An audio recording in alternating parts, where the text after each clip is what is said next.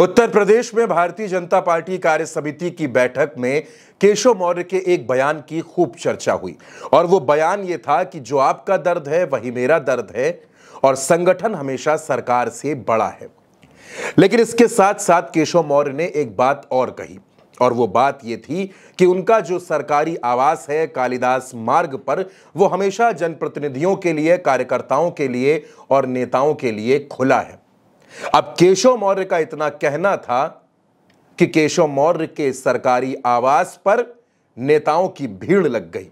वो तमाम नेता जो योगी आदित्यनाथ से नाराज रहते हैं, वो तमाम नेता जो उत्तर प्रदेश में योगी सरकार पर सवाल खड़े करते रहते हैं, वो सब केशव प्रसाद मौर्य से मिलने पहुंच गए।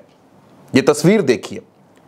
उत्तर प्रदेश की सरकार में कैबिनेट मंत्री संजय निषाद, मुजफ्फरनगर के पूर्व सांसद, पूर्व केंद्रीय मंत्री संजीव बालियान, ये दोनों बड़े चेहरे केशव प्रसाद मौर्य से मिलने पहुंचे।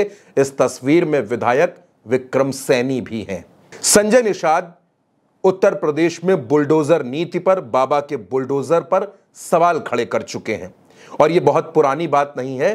हाल ही में उन्होंने बयान दिया कि बुलडोजर की वजह से भी चुनाव में नुकसान झेलना पड़ा। ढेर सारे अधिकारी ऐसे हैं कि अंदर से हाथी साइकिल पंजा है, ऊपर से कमल ओढ़कर कुर्सी बैठे हैं। जब उनको मौका मिलता है तो डसने का कोशिश। अब इस समय बुजुर्गों का घर गिराएंगे, बुलडोजर लगाएंगे। और इसके बाद संजय निषाद ने केशव प्रसाद मौर्य से मुलाकात की और वो बयान जो केशव प्रसाद मौर्य ने दिया था कि संगठन सरकार से बड़ा है, उसका भी उन्होंने समर्थन किया। लेकिन संजय निषाद ने कुछ बातें चौंकाने वाली और भी कह दी।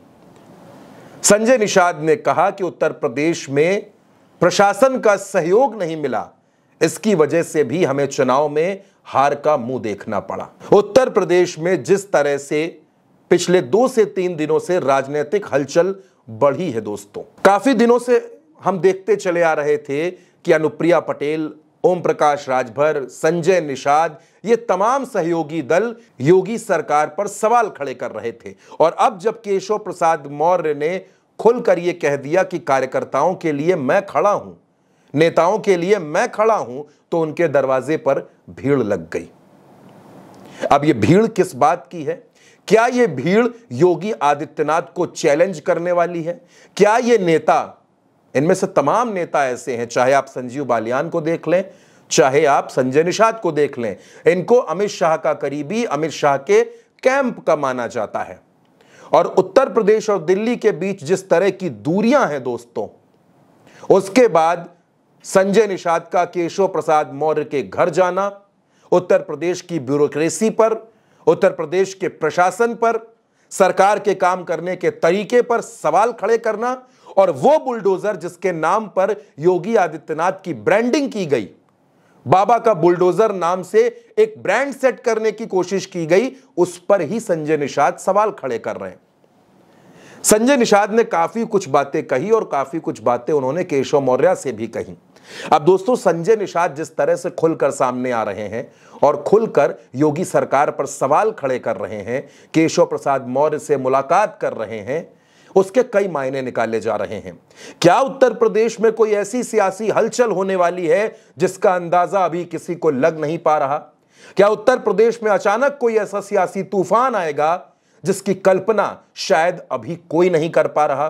क्योंकि जिस तरह से उत्तर प्रदेश में राजनीतिक घटनाक्रम बदल रहा है, जिस तरह से उत्तर प्रदेश की सियासत में भारतीय जनता पार्टी के नेता, भारतीय जनता पार्टी के मंत्री और भारतीय जनता पार्टी के तमाम सहयोगी दल दो फाड़ होते जा रहे हैं।